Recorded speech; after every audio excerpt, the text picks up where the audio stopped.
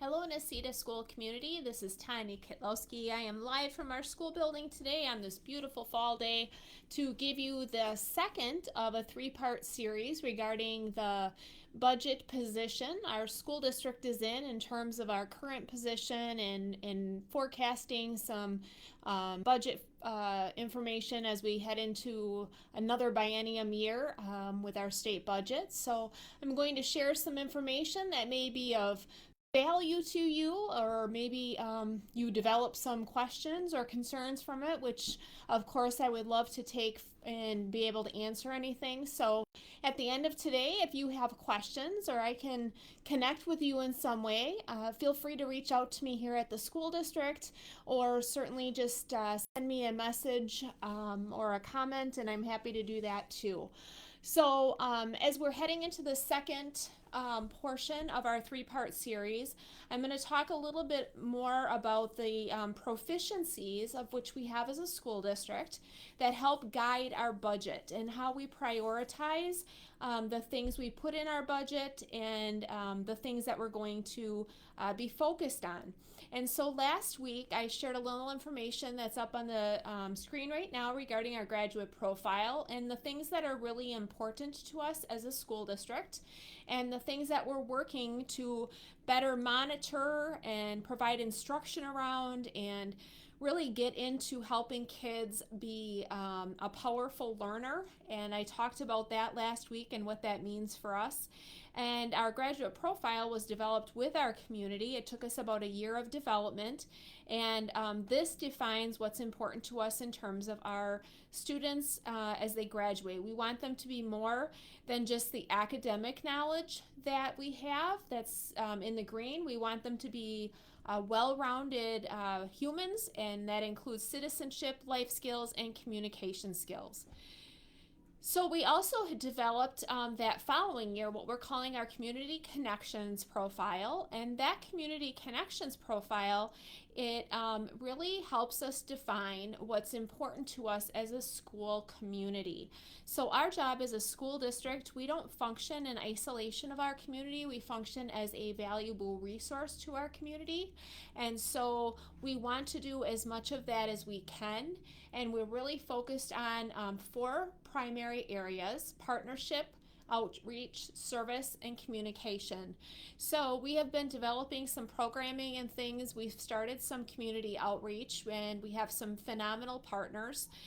We have some service learning that happens in our community, and we're increasing our communication through newsletters and postcards and things that help us to connect with our community without a local newspaper or radio. So we're hoping that gets to everyone. We also want to make sure that as part of all of that, our big thing is engagement, and how do we continue to nurture pride in our community around our kids and our school. And we want the school to serve as that valuable resource, as an amenity in our community, so people have a place they can come together, they can have activities and events and things that are meaningful to them.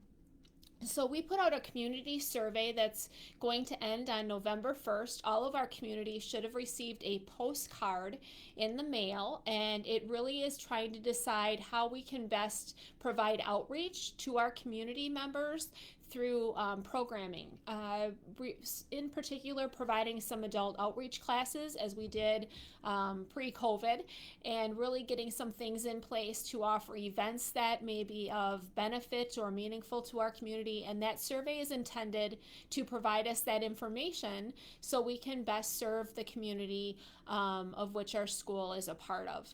So if you haven't filled out that survey, we would love to have your input. Again, it's a postcard that came in the mail to all the citizens in our community. And if you don't have access to that, you can access that survey on our homepage of our website. On the very bottom on the left under district happenings, there is a link there to complete that survey. So, as part of this priority as a whole school district, we are also providing options that fund nurturing that community pride with that outreach.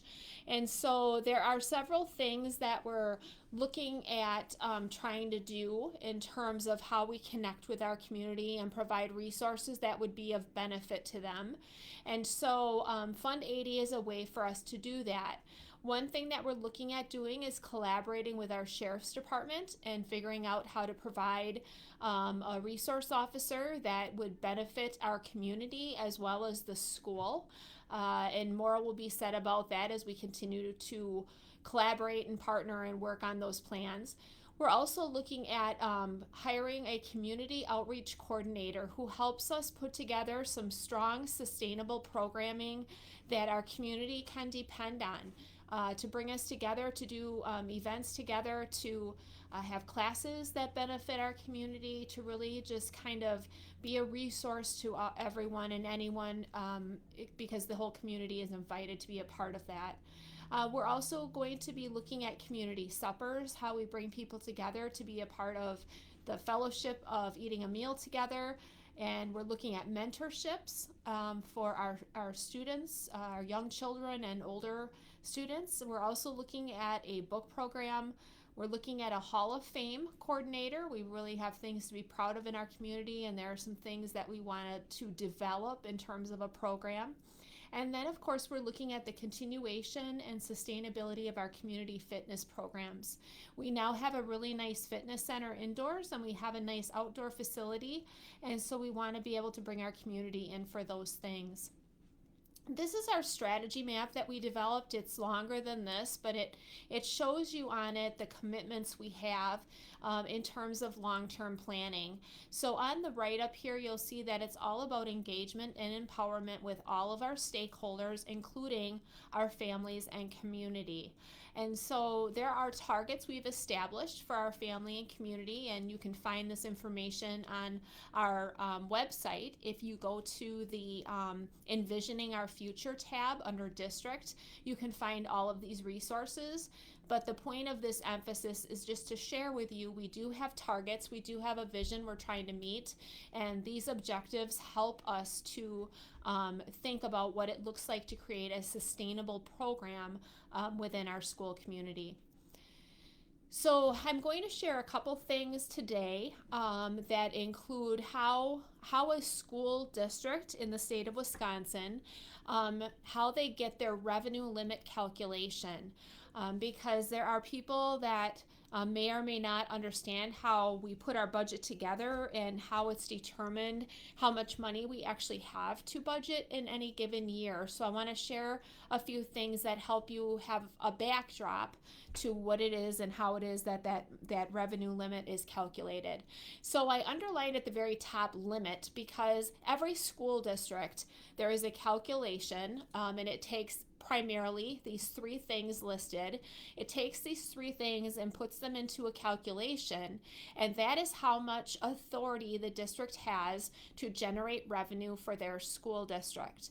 The revenue for a school district is calculated from two different places. One, through what's called equalization aid, and that is the aid that the state provides, and then one is local taxpayers, and that is the second leg of the two legs that we use to calculate and decide how much of each of those areas is given to help us meet the revenue of our authorized amount, which is determined in that revenue limit calculation. And so again, every district has a limit they can generate. There is a cap with what it is you can bring in for money, and there's a calculation to determine that. So every year there are three things that are looked upon to determine what that revenue limit looks like. One is student enrollment, and what they do is they look at a 3-year average, and through that 3-year average it is determined what that pupil count will look like, membership, and that is used as one of the numbers. The property value within our school district That is one of the other significant factors that impacts our revenue limit. And then the third one is shared costs. And these are district school expenses that are eligible to be aided by the state. And we're always looking at the previous year. So these are the three areas that I want to talk about today just a little bit to help you understand where we're at. So this is our enrollment. This is from 13-14 all the way down to where we are today. And you can see that at one point we were 13-14, we're at 753. And throughout the next, decade, we'll say, we've dropped some students. So that drop in students really impacted the amount of money the school can generate, because that's one of the three factors. So when you look at the 3-year average, we're averaging 2021 with where we are today, and you can see that we're really stable in terms of where our enrollment or our membership is. And so as we predict and project out the future, we're using these numbers as just sort of a stable factor to determine how much money or how much revenue we can generate based on their membership or enrollment. And so you can see here in 18-19, we had a little blip of students. So for 3 years, if you calculate the 3 years out from that blip, we had a significant decrease last year and this year, because if you take that 3-year average, we're finally out of that 3-year average that included that 720. And so that decreases the amount of revenue that we can generate as a school district when you use that 3-year average. The other thing that impacts us heavily is open enrollment. And so, as most of you know, students can decide in the state of Wisconsin if they want to attend the district that they reside, or if they would like to attend a different district. And they can apply what's called for open enrollment. And so around us, there are, really very few places our students come and go from. It is mostly just the closer surrounding school districts, or it can be a virtual school that we have in Wisconsin. And so if you look at from 18-19, I just listed 5 years worth of data here to kind of show you what this impact is the amount of deficit that we might have had, or surplus that we had, based on the difference between open enrollment in and open enrollment out. And so you can see over the course of these years, it's fluctuated greatly. And so we try to predict when we plan for our budget, because this fluctuates all year long. As students come and go out of our school system, this number is constantly adjusted until we get to the end of the year, and then they do a very detailed calculation with how long that student was actually in the seat here or somewhere else. So right now we're looking at, actually for the first time in 5 years, a positive outcome, that we're actually looking at an outcome that is above the deficit that we've seen in the last few years. It's also just a quick important note that 4K and special education students that come or go have a different allocation. It's not one allocation or one amount of money that is transferred to a different district. It's based on the year in school they are, and if they are a special education student. Special education students have a larger amount, and 4K students have a smaller amount. So those, again, totals are variable all year long. We have done some significant program shifts since 1920 that include how to provide services that bring these kids back to us, that they're not taking advantage of that 6603 program. And so through those program shifts, we were able to save that money the last few years. So we're proud of that as well. This is some information in the last couple minutes here about property value.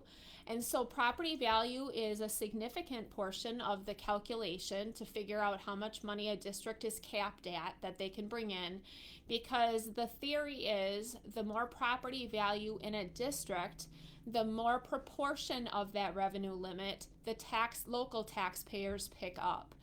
Unfortunately, in our Nacita community, and this is my problem with this part of the calculation, we live on a lake, and so our school district is included in some lakefront properties.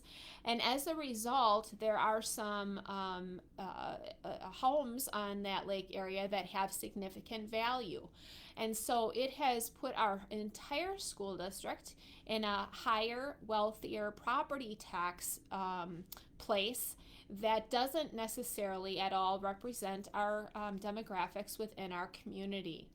And so this is a problem, in my opinion, when it comes to how the calculation works, that there has to be a variable taken into consideration, not only about the total property value, but also about the demographics of that community, because your community may not and is likely not representative of that total property value.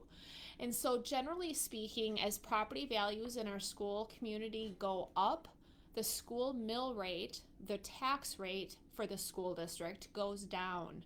And so this year you can see that this is no longer a projection. We actually have final numbers. We increased by 22%. So when you take our limit, we have a limit for how much money we can generate. There is an increase in the valuation, so that limited money is spread more throughout, which means the tax rate is going down. And so the valuation in our district, although it increased by 22%, that has the only impact that has on our taxpayer is that your tax rate is going down because it's spreading out across a greater representation of wealth. Now, what you may see in your tax bill, if it does go up, it's because you have an increase in your property before a reevaluation. So you added a big shed, you rebuilt a home, something that truly increased your tax in terms of the proportion you as an individual taxpayer are contributing to your municipality. So that could increase your taxes, but proportionally as a district, because we have a revenue cap, we can only generate so much revenue. Proportionally as the valuation goes up, your tax rate is going to go down. The third prong, and then I'm going to end here, is shared costs. We are the lowest shared costs per member in the state of Wisconsin. 10,000 is the lowest revenue ceiling that any district can have. There are about 30 of us out of 421 school districts.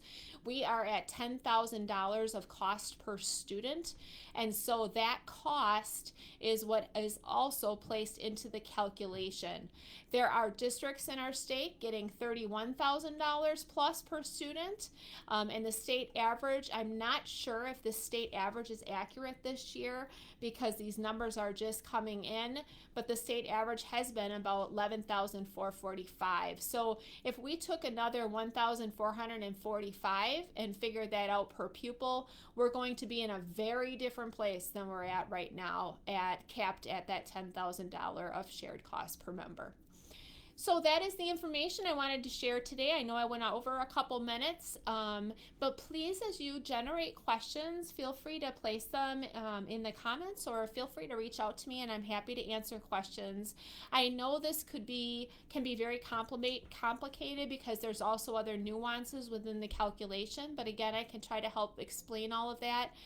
You can see right here I added that if we even got the state average per member, we'd have an additional $1 million this year. And so it shows you the inequity across our districts in the state of Wisconsin based on how that revenue calculation was put into place when at a time that they just looked at what districts were spending. Because we were a low spending district, it's because we're at the lowest revenue ceiling. And so I'm happy to answer any questions about that, because there's other calculations that include cost per member in totality, or other comparative costs that may come into play that you're wondering about. I'm happy to answer those questions. So with that, thank you for joining me for the second of this three-part series, and I will be with you next week for the third part with the final results of our budget and where we're headed in terms of our final school mill rate. Everybody have a great day, and hopefully we'll see you next week here on Facebook Live. I love you guys.